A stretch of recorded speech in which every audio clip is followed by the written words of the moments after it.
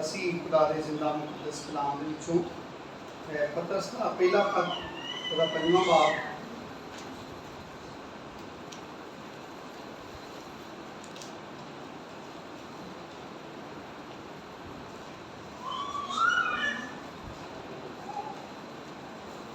और 8वीं ते 9वीं आयत नूं असी खुदा दे जिंदा मुकद्दस कलाम दे विचों पढ़ांगे। असी जुमे दी शाम नूं शायर बानी की इबादत दे विच भी एक कलाम सीखना शुरू किया सी, लेकिन चूंकि उदों वक्त थोड़ा महदूद होंदा है, इसलिए असी सारा तो नहीं सा सीख सके।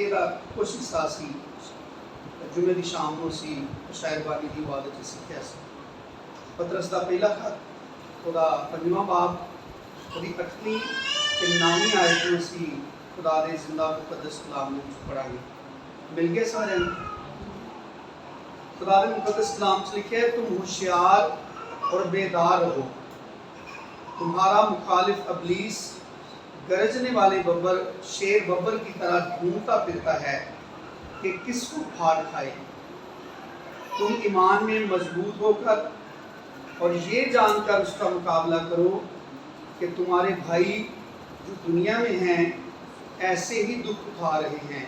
खुदा दे जिंदा मुकद्दस कलाम दे पढ़े और सुने जानते खुदा की खास बरकत हुई। मेरे जीजो खुदा का शुक्र और खुदा की तारीफ है अज के इस खूबसूरत और कीमती वक्त लई जिहड़ा खुदा ने मेरे तुहाडे सारे दी जिंदगियां च बख्श दिता। और असी खुदा दे जिंदा कलाम दे विचों पतरस दे खत दे विचों जिहड़ा हिस्सा पढ़िया है, 8वीं आयत दे विच खुदा दा बंदा पतरस खबरदार करदा है अबलीस को, उहदी सारी मनसूबाबंदी तो कि वो किहड़ी चीज़ की तलाश च वे, और ईमानदारां नूं खबरदार करदा है।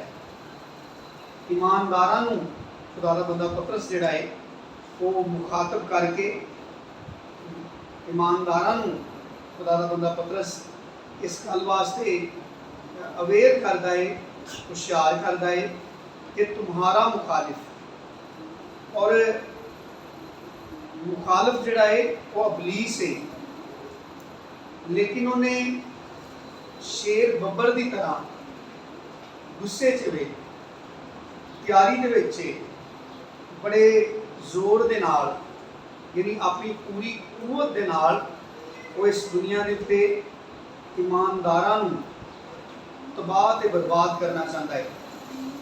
उसका निशाना खुदा दे घराने दे लोग ने, और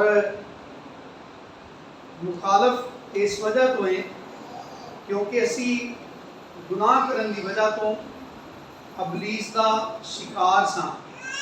अबलीस ने सानू गुनाह दे वसीले दे नाल अपने जाल च अपने फंदे च उन्हें सानू फसाया सी, और बड़ा मुतमिन सी। साडी हालत इहदी सी कि साडे छुटकारे दा उस फंदे तो रहाई दा कोई सूरत हाल तो नज़र नहीं सी आउंदी, कोई जरिया नहीं सी। लेकिन जिहड़ी असी यूहन्ना दी अंजील दे 3 बाब की 16वीं आयत पढ़ने आ कि खुदा ने दुनिया से ऐसी मोहब्बत रखी कि उसने अपना इकलौता बेटा बख्श दिया ताकि जो कोई उस पर ईमान लाए हलाक ना हो बल्कि हमेशा की जिंदगी पाए। वो खुदा ने मुमकिन किया जदों कोई भी चारा नहीं सी, कोई जरिया नहीं सी कि इंसान अबलीस के फंदे तो गुनाह की कैद तो निजात पा सके, रिहा हो सके। जदों कोई भी चारा नहीं सी, कोई भी जरिया नहीं सी, तो खुदा ने इंतजाम किया इंसान को छुड़ाने का।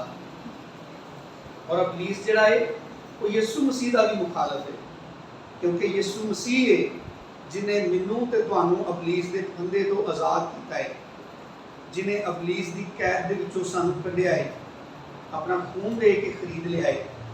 उहदा इख्तियार, उहदी हुकूमत, उहदा रोग साडी जिंदगियां तो यीशु मसीह ने खत्म कर दिता है जदों असीं नवें सिरे तो पैदा हुए हैं। इसलिए वो यीशु मसीह का भी मुखालफ है और साडा भी मुखालफ है। ये मुखालफत की वजह असी सीखन रहे हैं कि क्यों है मुखालफ। अबलीस क्यों मुखालफ है। और इस 8वीं आयत से खुदा दा बंदा पतरस अबलीस नूं मुखालफ भी पेश करता है ते मुखातब करके कहता है तुम्हारा मुखालफ। और फिर ओदी जिहड़ी तैयारी है किस हालत च वो जंग लड़न दिया है, वो किस कुवत के नाल किन्नी तवज्जो के नाल इस सारे काम नूं करन दिया है। अबलीस को होर कोई काम नहीं, उन्हें कोई रोटियां नहीं पकानियां, वो होर कुछ भी नहीं करता। उन्होंने इस दुनिया ते सिर्फ एक ही काम है कि उन्हें खुदा के सामने चैलेंज किया है कि मैं अपना तख्त जिहड़ा है तेरे आसमान तो उच्चा बनावांगा। और वो उस गल नूं कदी नहीं भुलदा। ईमानदार भुल जाते हैं कि असी खुदा नाल की वादा किया है, असी कैसी हालत में जिहड़ा ना रहाई पाईए, असी किन्नी मुश्किल जिंदगी गुजारते सां, असी किस कदर लाचार ते बेबस सां। क्योंकि जंगल के बड़े बड़े हैवान, बड़े बड़े जोर वाले जानवर जो इंसान उन्होंने पिंजरियां च बंद कर लेंदा है, कैद कर लेंदा है, कि वो किन्ने मासूम ते लाचार ते बेबस लगदे हुंदे ने ना।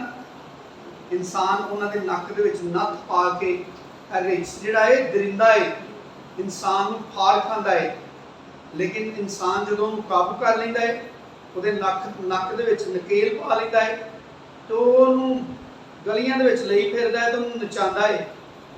ਉਹ ਮਦਾਰੀ ਜਿਸ ਤਰ੍ਹਾਂ ਉਹ ਰਿਛ ਨੂੰ ਆਰਡਰ ਕਰਦਾ ਹੈ, ਉਸ ਤਰ੍ਹਾਂ ਰਿਛ ਜਿਹੜਾ ਤਮਾਸ਼ੇ ਕਰਕੇ ਵਿਖਾਉਂਦਾ ਲੋਕਾਂ ਨੂੰ। ਸਾਡੀ ਬਿਲਕੁਲ ਇਸ ਤਰ੍ਹਾਂ ਦੀ ਹਾਲਤ ਸੀ। ਅਸੀਂ ਗੁਨਾਹ ਦੀ ਵਜ੍ਹਾ ਤੋਂ ਅਬਲੀਸ ਦੇ ਗੁਲਾਮ ਸਾਂ, ਗੁਨਾਹ ਦੇ ਗੁਲਾਮ ਸਾਂ। ਔਰ ਅਬਲੀਸ ਜਿਵੇਂ मदारी वाला एक जबरदस्त जानवर नूं जिन्हों वैसे काबू करना बड़ा मुश्किल है, वो नक दे विच नकेल पा के अपनी मर्जी से चलाता है। वो गलियां च लोगों के सामने उहदे कोलों तमाशे करवाता है। ये सारा कुछ साडी जिंदगी दे नाल सी।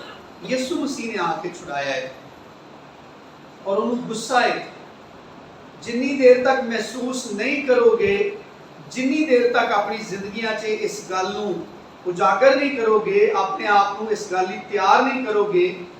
आम तौर पर दुनिया के सारे इंसान हर वक्त शिकवा करते रहते हैं, अपनी जिंदगी से मौजूद होने वाली परेशानियां, आजमाइशां, मुसीबत, मुश्किल, यानी बेशुमार चीज़ों का हर इंसान रोना रहता है।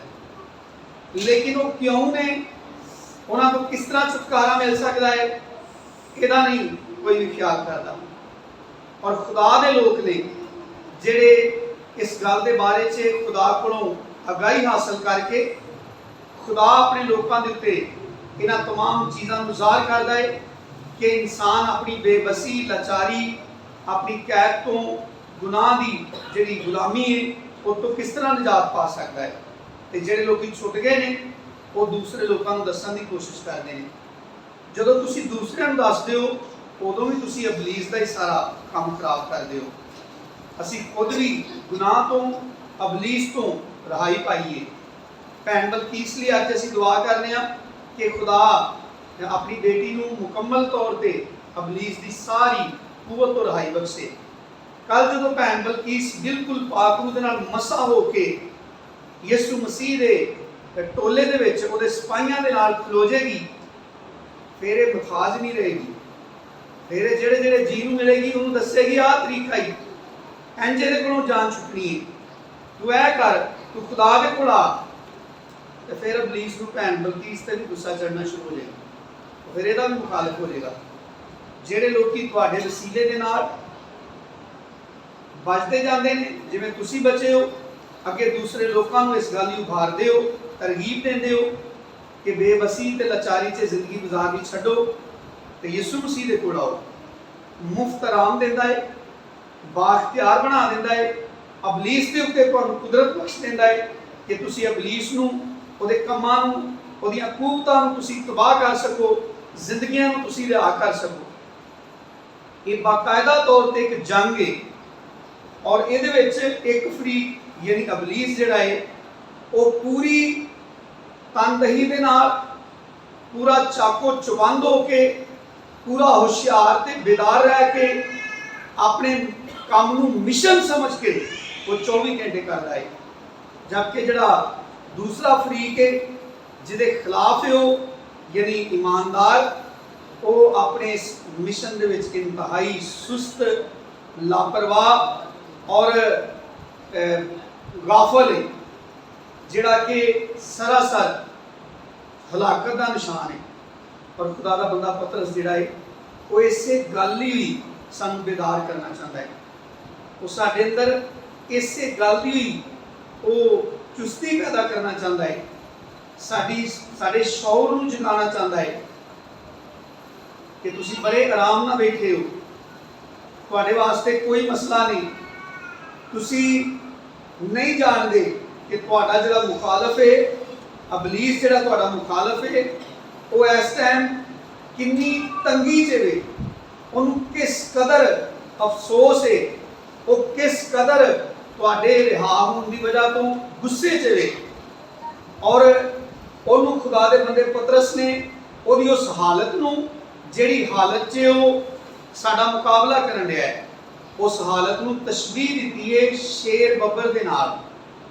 ਤੇ ਸ਼ੇਰ ਬੱਬਰ ਦੇ ਨਾਲ ਵੀ ਜਦੋਂ ਖਾ ਪੀ ਕੇ ਆਪਣੀ ਮਾਂ 'ਚ ਸੁੱਤਾ ਹੁੰਦਾ ਹੈ, ਉਸ ਹਾਲਤ ਦੇ ਨਾਲ ਨਹੀਂ, ਬਲਕਿ ਜਦੋਂ ਆਪਣੇ ਸ਼ਿਕਾਰ ਦੀ ਤਲਾਸ਼ ਕਰਦਾ ਹੈ ਔਰ ਜੰਗਲ ਦੇ ਵਿੱਚ ਜਦੋਂ ਸ਼ੇਰ ਗਰਜਦਾ ਹੈ ਤੇ ਇਹ ਜਿਹੜੇ ਪੌਦਿਆਂ ਦੇ ਉੱਤੇ ਛੋਟੇ ਛੋਟੇ ਬੀਜੇ ਬੋਲਦੇ ਨੇ ਨਾ, ਭਮਰੇ ਜਿਹੜੇ ਹੁੰਦੇ ਨੇ, ਸ਼ੇਰ ਦੀ ਗਰਜ ਨੂੰ ਸੁਣ ਕੇ ਉਹ ਵੀ ਖਾਮੋਸ਼ ਹੋ ਜਾਂਦੇ ਨੇ, ਡਰ ਜਾਂਦੇ ਨੇ। ਇੰਨੀ ਦਹਿਸ਼ਤ ਹੈ ਇਸ ਜਾਨਵਰ ਦੀ। ਔਰ ਸਭ ਤੋਂ ਦਹਿਸ਼ਤਨਾਕ ਜਿਹੜਾ ਜਾਨਵਰ ਹੈ, ਦਰਿੰਦਾ ਹੈ, ਜਿਹਦਾ ਕੋਈ ਮੁਕਾਬਲਾ ਨਹੀਂ ਕਰਦਾ, ਉਹਦੇ ਨਾਲ ਤਸ਼ਬੀਹ ਦਿੱਤੀ ਹੈ। ਅਬਲੀਸ ਦੀ ਮੌਜੂਦਾ ਜਿਹੜੀ ਕੰਪੇਨ ਹੈ, ਪ੍ਰੈਜ਼ੈਂਟ ਅਬਲੀਸ ਕਿਸ ਤਰ੍ਹਾਂ ਕੰਮ ਕਰਨ ਰਿਹਾ ਹੈ, ਉਹਨੂੰ ਖੁਦਾ ਦੇ ਬੰਦੇ ਪਤਰਸ ਨੇ ਬੱਬਰ ਸ਼ੇਰ ਦੀ ਉਸ ਕੰਡੀਸ਼ਨ ਨਾਲ ਮੁਆਜ਼ਨਾ ਕੀਤਾ ਹੈ। ਜਦੋਂ ਸ਼ੇਰ ਭੁੱਖਾ ਹੁੰਦਾ ਹੈ ਤੇ ਆਪਣੀ ਮਾਂ ਚੋਂ ਬਾਹਰ ਨਿਕਲਦਾ ਹੈ ਤੇ ਸ਼ਿਕਾਰ ਦੀ ਤਲਾਸ਼ ਸੇ ਜਦੋਂ ਧਾਰਦਾ ਹੈ, ਉਹ ਇਸ ਲਈ ਨਹੀਂ ਧਾਰਦਾ ਕਿ ਜਿੱਦਾਂ ਕੋਈ ਮਸਲਾ ਹੈ ਮੇਰੇ ਕੋਲ, ਮੈਂ ਸਹੀ ਕਰ ਦੇਣਾ, ਮੈਂ ਬਾਦਸ਼ਾਹ ਦੇ ਨਾ ਜੰਗਲ ਦਾ, ਉਹ ਇਸ ਲਈ ਨਹੀਂ ਧਾਰਦਾ, ਬਲਕਿ ਉਹ ਧਾਰਦਾ ਹੈ, ਐਲਾਨ ਕਰਦਾ ਹੈ ਕਿ ਹੁਣ ਮੈਨੂੰ ਭੁੱਖ ਲੱਗੀ ਹੈ ਤੇ ਬਿਲਾ ਕਰ ਲਓ, ਜਿਹੜਾ ਵੀ ਮੇਰੇ ਕਾਬੂ ਆ ਗਿਆ ਉਹ ਮੇਰੀ ਖੁਰਾਕ ਬਣ ਜਾਏਗਾ। ਪਤਰਸ ਖੁਦਾ ਦੇ ਬੰਦੇ ਨੇ ਉਸ ਕੰਡੀਸ਼ਨ ਨੂੰ ਸਾਡੇ ਸਾਹਮਣੇ ਰੱਖਿਆ ਹੈ ਤਾਂ ਕਿ ਅਸੀਂ ਆਪਣੇ ਅੰਦਰ ਮਹਿਸੂਸ ਕਰੀਏ ਕਿ ਇਹ ਜਿਹੜੇ ਅਲਫਾਜ਼ ਨੇ ਕਿ ਤੁਮ ਹੁਸ਼ਿਆਰ ਔਰ ਬੇਦਾਰ ਰਹੋ, ਇਹ ਕਹਿਣ ਤੋਂ ਕੀ ਮੁਰਾਦ ਹੈ, ਕਿਸ ਤਰ੍ਹਾਂ ਦੀ ਬੇਦਾਰੀ ਸਾਨੂੰ ਚਾਹੀਦੀ ਹੈ, ਯਾਨੀ ਕਿਸ ਲੈਵਲ ਦਾ ਸਾਨੂੰ ਹੁਸ਼ਿਆਰ ਹੋਣਾ ਚਾਹੀਦਾ ਹੈ। ਜਿਹੜੀ ਅਸੀਂ ਰੂਟੀਨ ਦੀ ਦੁਆ ਕਰਨੇ ਆ ਕਿ ਅਸੀਂ ਕੋਈ ਵੀ ਕਮਿਟਮੈਂਟ ਕੀਤੀ ਹੈ, ਅਸੀਂ ਸਵੇਰ ਉੱਠ ਕੇ ਦੁਆ ਕਰਨੇ ਆ, ਸ਼ਾਮ ਨੂੰ ਸੌਣ ਲੱਗਿਆ ਦੁਆ ਕਰਨੇ ਆ, ਜਾਂ ਕੋਈ ਹੋਰ ਦੁਆ ਅਸੀਂ ਖੁਦਾ ਦੇ ਨਾਲ ਕਮਿਟਮੈਂਟ ਕੀਤੀ ਹੈ ਅਸੀਂ ਉਹਨੂੰ ਕਰਨੇ ਆ। ਲੇਕਿਨ ਇਹਨਾਂ ਸਾਰੀਆਂ ਚੀਜ਼ਾਂ ਨੂੰ ਪੇ ਕਰਕੇ ਅਸੀਂ ਇਹ ਦੁਆਵਾਂ ਕਰਕੇ ਅਸੀਂ ਸਮਝਦੇ ਹਾਂ ਕਿ ਅਸੀਂ ਆਪਣੀ ਜਗ੍ਹਾ ਉੱਤੇ ਬਿਲਕੁਲ ਠੀਕ ਹਾਂ।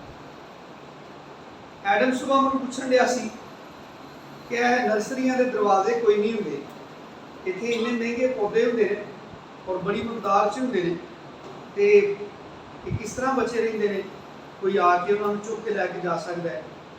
ਤੇ ਮੈਂ ਇਹਨੂੰ ਕਿਹਾ ਕਿ ਦਰਵਾਜ਼ਾ ਵਾਕਈ ਨਹੀਂ ਹੁੰਦਾ, ਲੇਕਿਨ ਜਿੱਥੇ ਜਿੱਥੇ ਨਰਸਰੀ ਉਹਨਾਂ ਨੇ ਕੋਈ ਚੌਕੀਦਾਰ ਉੱਥੇ ਬਿਠਾਇਆ ਹੁੰਦਾ ਹੈ। ਔਰ ਜਿਹੜੇ ਲੋਕ ਇਸ ਤਰ੍ਹਾਂ ਦੇ ਕੰਮ ਕਰਨ ਵਾਲੇ ਨੇ ਉਹਨਾਂ ਨੂੰ ਪਤਾ ਹੁੰਦਾ ਹੈ ਕਿ ਨਰਸਰੀ ਖਾਲੀ ਨਹੀਂ, ਇੱਥੇ ਕੋਈ ਨਾ ਕੋਈ ਬੰਦਾ ਚੌਕੀਦਾਰ ਹੈ, ਤੇ ਚੌਕੀਦਾਰ ਇਹ ਨਹੀਂ ਕਿ ਉਹ ਉੱਥੇ ਲੰਮਾ ਪੈ ਕੇ ਸੌਂ ਰਹਿੰਦਾ ਹੈ, ਬਲਕਿ ਮੈਂ ਇਹਨੂੰ ਸੁਬਾ ਸਿਖਾਉਣ ਡਿਆ ਸਾਂ ਕਿ ਚੌਕੀਦਾਰ ਦਾ ਕੰਮ ਹੀ ਇਹ ਵੇ ਕਿ ਉਹ ਹਮੇਸ਼ਾ ਕੌਨਸ਼ੀਅਸ ਰਹਿੰਦਾ ਹੈ, ਉਹ ਚੁਸਤ ਰਹਿੰਦਾ ਹੈ। ਕੋਈ ਚੌਕੀਦਾਰ ਆਪਣੇ ਮਾਲਕ ਨੂੰ ਖਾਬ ਸੁਣਾਏ ਕਿ ਰਾਤ ਨੂੰ ਮੈਂ ਖਾਬ ਆਈ ਸੀ, ਤੇ ਉਹਦਾ ਮਾਲਕ ਕੀ ਕਰੇਗਾ? ਉਹਦਾ ਨੌਕਰੀ ਤੋਂ ਕਰ ਦੇਗਾ ਕਿ ਤੂੰ ਘਰ ਜਾ ਕੇ ਮੰਜੀ ਤੇ ਲੰਮਾ ਪੈ ਖਾਬ ਵੇਖ। ਚੌਕੀਦਾਰ ਖਾਬ ਨਹੀਂ ਨਾ ਵੇਖ ਸਕਦਾ, ਮਤਲਬ ਇਹ ਉਹਦੀ ਜੌਬ ਦੇ ਬਿਲਕੁਲ ਉਲਟ ਹੈ ਨਾ। ਮੈਂ ਇਹਨੂੰ ਸੁਬਾ ਕਹਿਣ ਡਿਆ ਸਾਂ ਕਿ ਚੌਕੀਦਾਰ ਜਿਹੜਾ ਹੁੰਦਾ ਹੈ ਉਹਦਾ ਕੰਮ ਹੀ ਇਹ ਹੁੰਦਾ ਹੈ, ਆਂਦਾ ਹਾਂ ਅਗਰ ਕੁਛ ਹੋਰ ਹੁੰਦਾ ਹੈ ਤੇ ਉਹ ਫਿਰ ਉੱਠ ਕੇ ਤੇ ਐਕਸ਼ਨ ਕਰ ਸਕਦਾ ਹੈ। ਤੇ ਮੈਂ ਕਿਹਾ ਭਾਈ ਚੌਕੀਦਾਰ ਦੀ ਡਿਊਟੀ ਇਹ ਵੇ ਕਿ ਉਹ ਚੀਜ਼ਾਂ ਦੀ ਰਖਵਾਲੀ ਕਰਦਾ ਹੈ, ਉਹ ਇੰਜ ਆਪਣੀਆਂ ਅੱਖਾਂ ਖੋਲ ਕੇ ਵੇਖਦਾ ਰਹਿੰਦਾ ਹੈ। ਜਿਸ ਤਰ੍ਹਾਂ ਦੀ ਉਹ ਡਿਊਟੀ ਕਰਦਾ ਹੈ ਉਹਦੀ ਮਾਨਦ ਯਿਸੂ ਮਸੀਹ ਨੇ ਕਿਹਾ ਉਸ ਨੌਕਰ ਦੀ ਮਾਨਦ ਜਾਗਦੇ ਰਹੋ ਜਿਹਦਾ ਮਾਲਕ ਸ਼ਾਦੀ ਤੇ ਗਿਆ ਹੈ ਤੇ ਉਹ ਨਹੀਂ ਜਾਣਦਾ ਕਿ ਉਹਦਾ ਮਾਲਕ ਰਾਤ ਦੇ ਕਿਹੜੇ ਪਹਿਰ ਵਾਪਸ ਆਏਗਾ, ਰਾਤ ਦੇ ਪਿਛਲੇ ਪਹਿਰ ਆਏਗਾ ਜਾਂ ਸਵੇਰ ਜਦੋਂ ਦਿਨ ਦੀ ਚੜ੍ਹਾਈ ਹੁੰਦੀ ਹੈ ਉਦੋਂ ਆਏਗਾ। ਤੇ ਯਿਸੂ ਮਸੀਹ ਨੇ ਕਿਹਾ ਮੁਬਾਰਕ ਉਹ ਨੌਕਰ ਹੈ ਜਿਹਦਾ ਮਾਲਕ ਆਏ ਤੇ ਆਪਣੇ ਨੌਕਰ ਨੂੰ ਜਾਗਦਾ ਪਾਏ। ਔਰ ਪਤਰਸ ਖੁਦਾ ਦਾ ਬੰਦਾ ਕਹਿੰਦਾ ਕਿ ਹੁਸ਼ਿਆਰ ਔਰ ਬੇਦਾਰ ਰਹੋ। ਅਸੀਂ ਜੁਮੇ ਨੂੰ ਵੀ ਸਿੱਖਣ ਦੇ ਸਾਂ ਕਿ ਸਾਡੇ ਇੱਥੇ ਕਈ ਦਫਾ ਹਿੰਦੁਸਤਾਨ 'ਚ ਤਾਂ ਬਹੁਤ ਵਾਕਿਆ ਹੁੰਦੇ ਨੇ, ਸਾਡੇ ਵੀ ਇੱਥੇ ਕਿੰਨੀ ਦਫਾ ਇਸਲਾਮਾਬਾਦ 'ਚ ਵਾਕਿਆ ਹੋਇਆ ਹੈ, ਪਿਛਲੇ ਦਿਨਾਂ 'ਚ ਸ਼ਾਇਦ ਜਨੂਬੀ ਪੰਜਾਬ 'ਚ ਵੀ ਕੋਈ ਵਾਕਿਆ ਹੋਇਆ ਹੈ। ਕੋਈ ਚੀਤਾ ਜਾਂ ਸ਼ੇਰ ਜੰਗਲ 'ਚੋਂ ਨਿਕਲ ਆਉਂਦਾ ਹੈ, ਉਹ ਕਰੀਬੀ ਕਿਸੇ ਪਿੰਡ ਦੇ ਉੱਤੇ ਹਮਲਾ ਕਰ ਦਿੰਦਾ ਹੈ, ਕਿਸੇ ਜਾਨਵਰ ਨੂੰ ਚੁੱਕ ਕੇ ਲੈ ਜਾਂਦਾ ਹੈ ਜਾਂ ਕੋਈ ਇਨਸਾਨ ਉਹਦਾ ਸ਼ਿਕਾਰ ਬਣ ਜਾਂਦਾ ਹੈ। ਤੇ ਜਦੋਂ ਇਸ ਤਰ੍ਹਾਂ ਦਾ ਕੋਈ ਵਾਕਿਆ ਕਿਤੇ ਹੁੰਦਾ ਹੈ, ਖੁਦਾ ਨਾ ਕਰੇ, ਅਸੀਂ ਤੇ ਜੰਗਲ ਦੇ ਕੋਲ ਰਹਿੰਦੇ ਹੀ ਨਹੀਂ, ਅਗਰ ਸਾਡੇ ਇਸਲਾਮਾਬਾਦ ਨੂੰ ਸਾਡੇ ਵੀ ਆਲੇ ਦੁਆਲੇ ਜੰਗਲ ਹੋਏ ਤੇ ਇੱਥੇ ਐਲਾਨ ਹੋਏ ਕਿ ਕੋਈ ਚੀਤਾ ਨਿਕਲ ਆਇਆ ਹੈ ਤੇ ਅਸੀਂ ਸਾਰੇ ਆਰਾਮ ਨਾਲ ਤੁਰੇ ਫਿਰਾਂਗੇ। ਜਿਵੇਂ ਇਹ ਬੱਚੇ ਬਗੈਰ ਮਾਂ ਪਿਓ ਤੋਂ ਗਿਰਜੇ ਆਏ ਨੇ, ਮੇਰਾ ਖਿਆਲ ਅਸੀਂ ਆਪਣੇ ਬਾਲਾਂ ਨੂੰ ਗਿਰਜੇ ਵੀ ਨਹੀਂ ਜਾਣ ਦੇਣਾ। ਅਸੀਂ ਕਹਿਣਾ ਅੱਜ ਘਰ ਹੀ ਬਹਿ ਕੇ ਦੁਆ ਕਰ ਲਓ। ਖੁਦਾ ਨੇ ਵੀ ਅਕਲ ਦਿੱਤੀ ਹੈ ਬੰਦੇ ਨੂੰ ਕਿ ਬੰਦੇ ਨੂੰ ਖੁਦਾ ਨੂੰ ਜ਼ਮਾਨਾ ਨਹੀਂ ਚਾਹੀਦਾ, ਅਸੀਂ ਇੰਝ ਦੇ ਹੁਸ਼ਿਆਰ ਹੋ ਜਾਣਾ।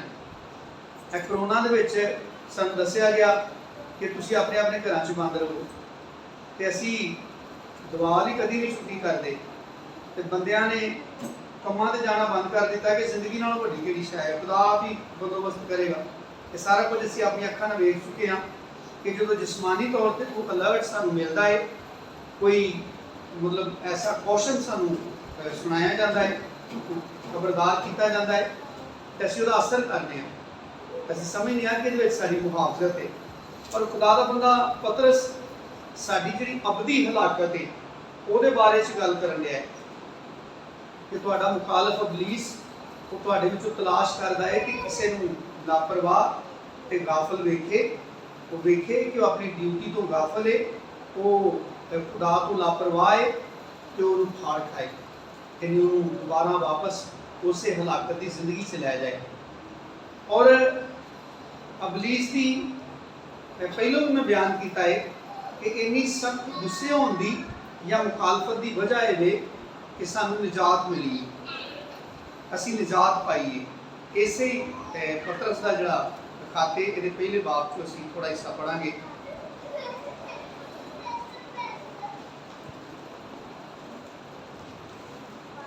ਪਹਿਲਾ ਬਾਬ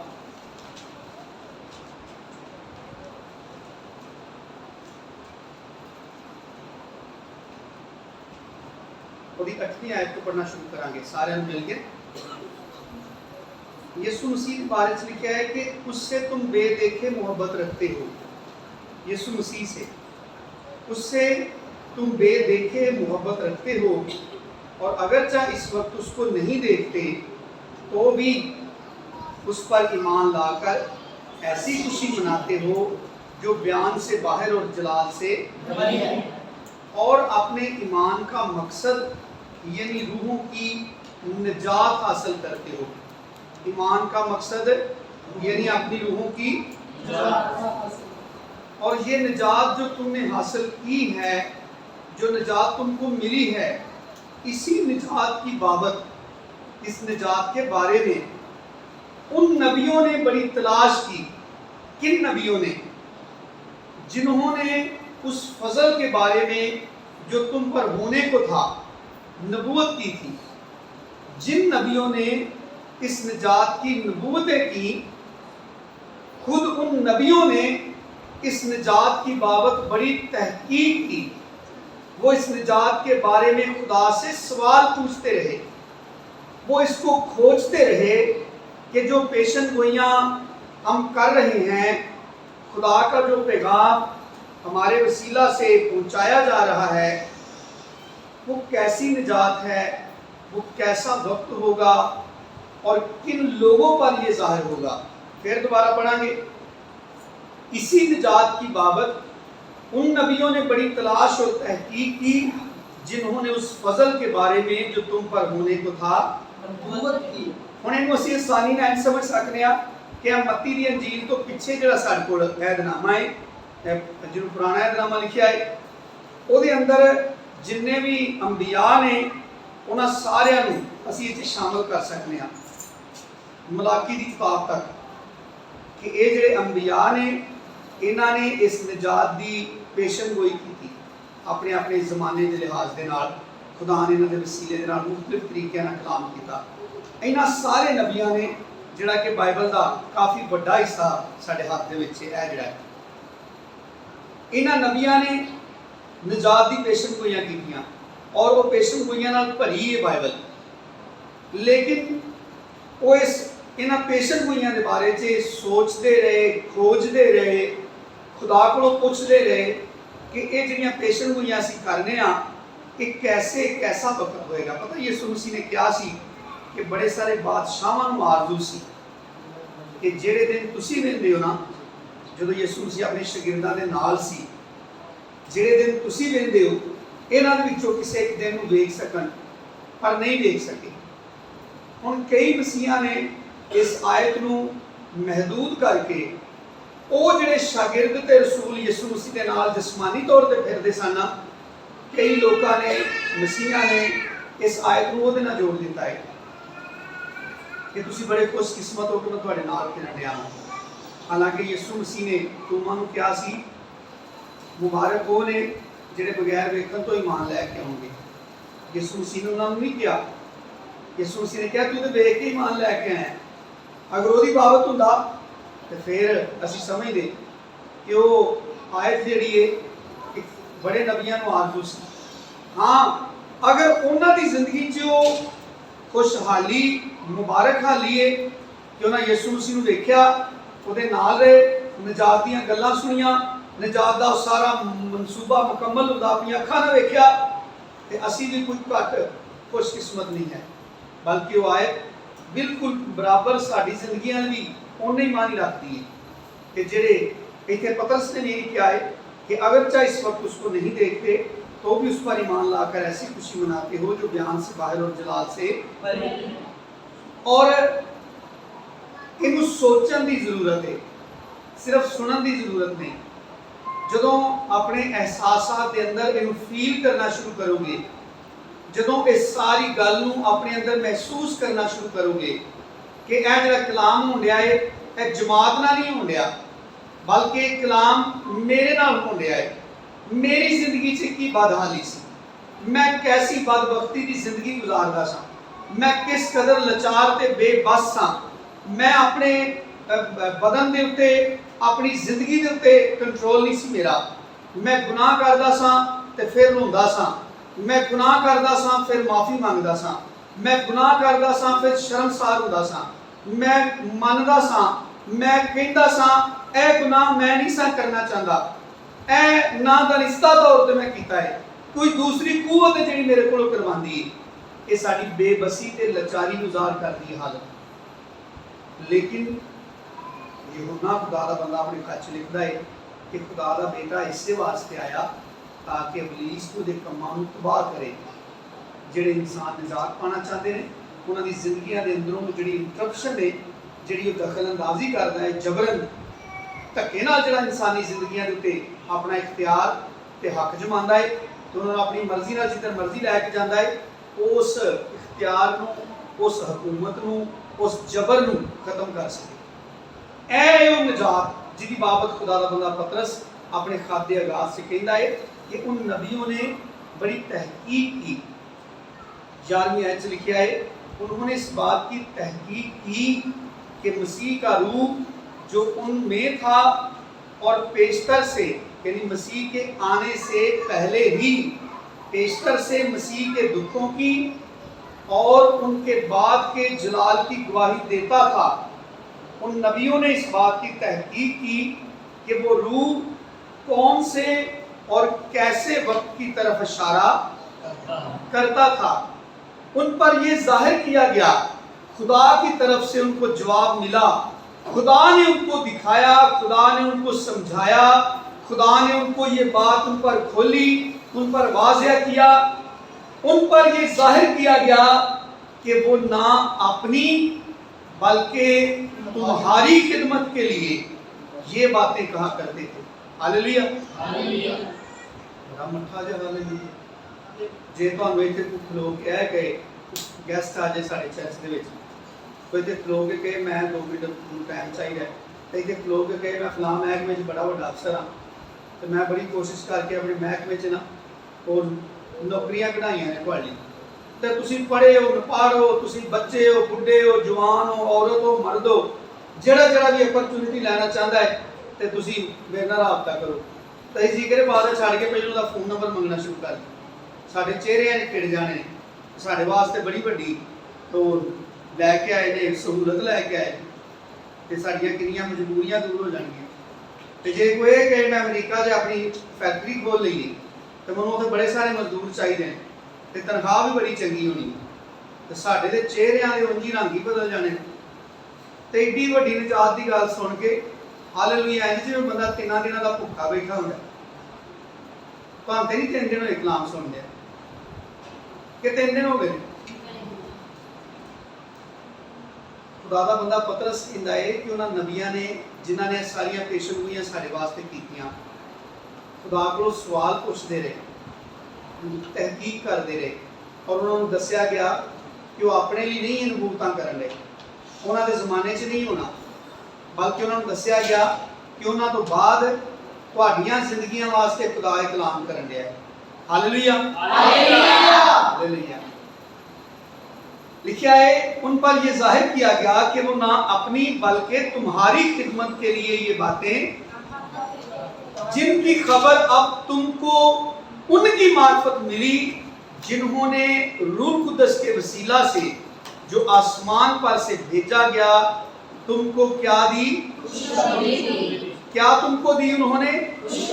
रूह कुदस के वसीला से उन्होंने तुमको निजात की खुशखबरी दी, यानी तुमने उस खुशखबरी को लिया, कबूल कर लिया, अपनी जिंदगी में पहन लिया, और उसके वसीला से तुम छूट गए। और फरिश्ते भी इन बातों पर गौर से नजर करने के मुश्ताक आंदे ने, बड़ा तरसिया है बंदा किसी चीज में, आंदे ने असी तुहाडे मुलाकात दे बड़े मुश्ताक हैं। दा मतलब हुंदा है बड़े तरसने आ तुहाडी मुलाकात, मुश्ताक दा ये मतलब हुंदा बड़ी प्यास है।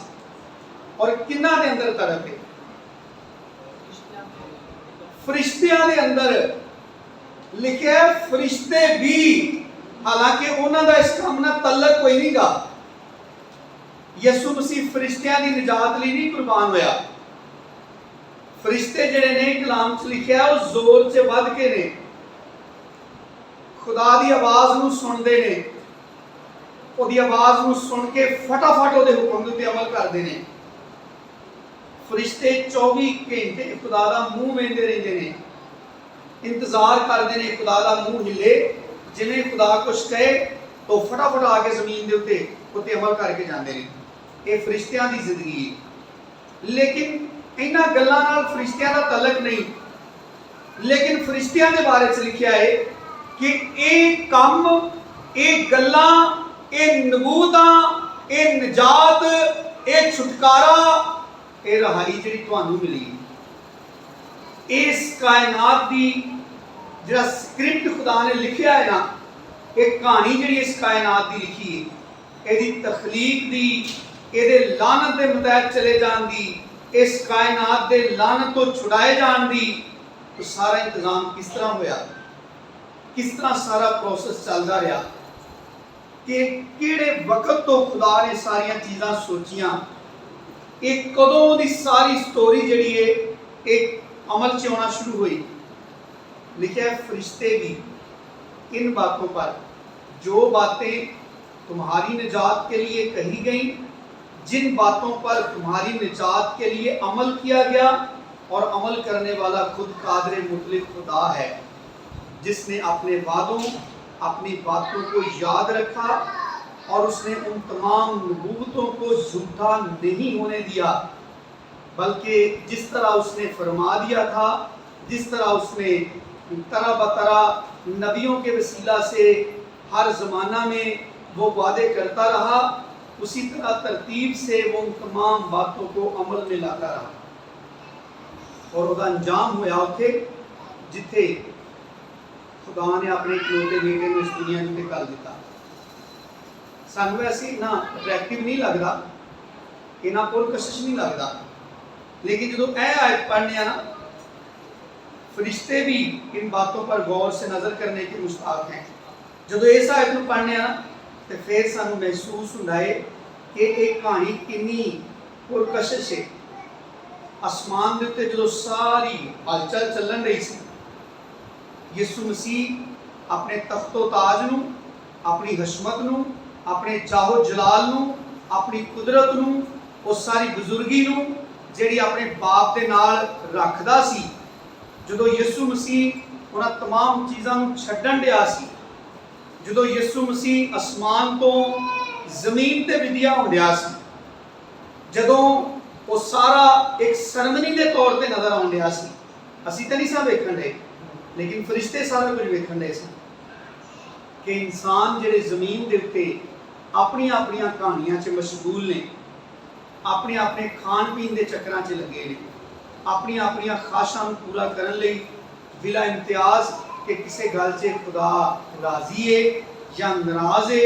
ਇਹਨਾਂ तमाम ਗੱਲਾਂ ਤੋਂ ਬਾਲਾਤਰ ਜਿਹੜੇ ਇਨਸਾਨ ਜ਼ਮੀਨ ਦੇ ਉੱਤੇ ਖੁਦਾ ਦੀ ਕੁਝ ਪਰਵਾਹ ਕੀਤਿਆਂ ਬਗੈਰ ਆਪਣੇ ਗੁਨਾਹਾਂ 'ਚ, ਆਪਣੀ ਮਸਤੀ 'ਚ, ਆਪਣੀਆਂ ਖਾਸ਼ਾਂ ਦੇ ਵਿੱਚ ਭਰਪੂਰ ਮਗਨ ਨੇ, ਅਸਮਾਨ ਤੋਂ ਬਲਾਵਾਂ ਨਾਜ਼ਲ ਹੋਈਆਂ, लेकिन इंसान को जाग नहीं आई। नूह का वक्त इंसान भुल गया, उसकी नस्ल भुल गई कि किस तरह खुदा ने तमाम गुनाहगार दुनिया को मार दिता। खुदा दे उस कहर को भुल गए। खुदा ने कुछ लोगों को मारिया, पहलों सारी दुनिया को मार दिता, 8 जाना बचाइया, वो थोड़े सन, वो छेती भुल गए।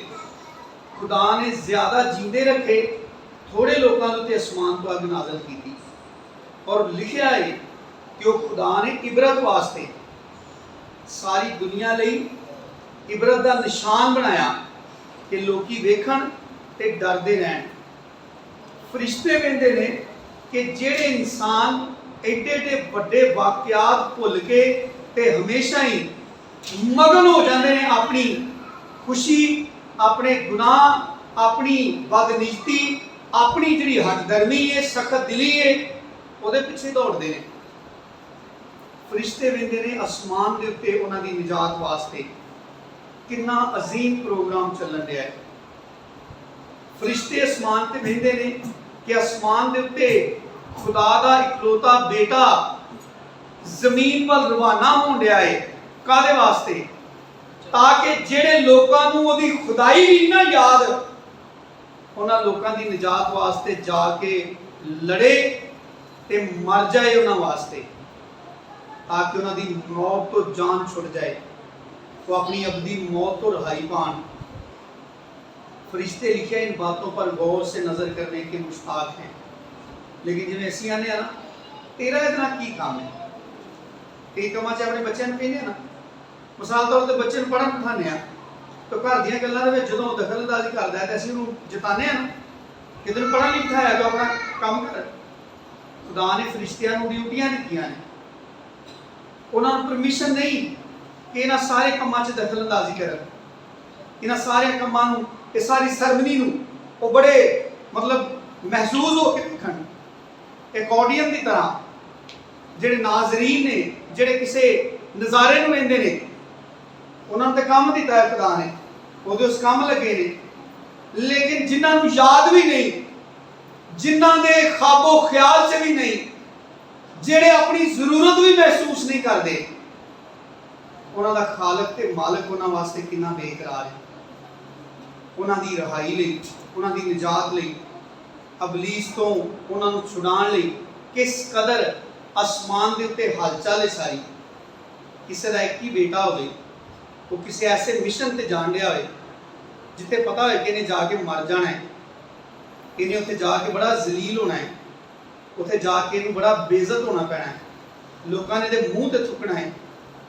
वो गीत है ना, जिदे अगे नूरी कदी अख नहीं सी चुकदे, अज ओदे मूँह दे उत्ते खाकी पे ने थुकदे, सदके मैं सदके मैं जावां तेरे प्यार नालों प्यारिया, जुल्मां दी हार हो गई, प्यार नहीं जे हारिया, ओ लगा जंदा जे मुहब्बतां दा मारिया, जुल्मां दी हार हो गई, प्यार नहीं जे हारिया, ओ लगा जंदा जे। यसु मसीह जदों आसमान तो रवाना होण डया सी, जदों इंसानी बदन लैण लई अपने बाप तो अलहदा होण डया सी, क्योंकि यसु मसीह ने कहा मैं बाप में से निकला, बाप में से निकला और आया हूं।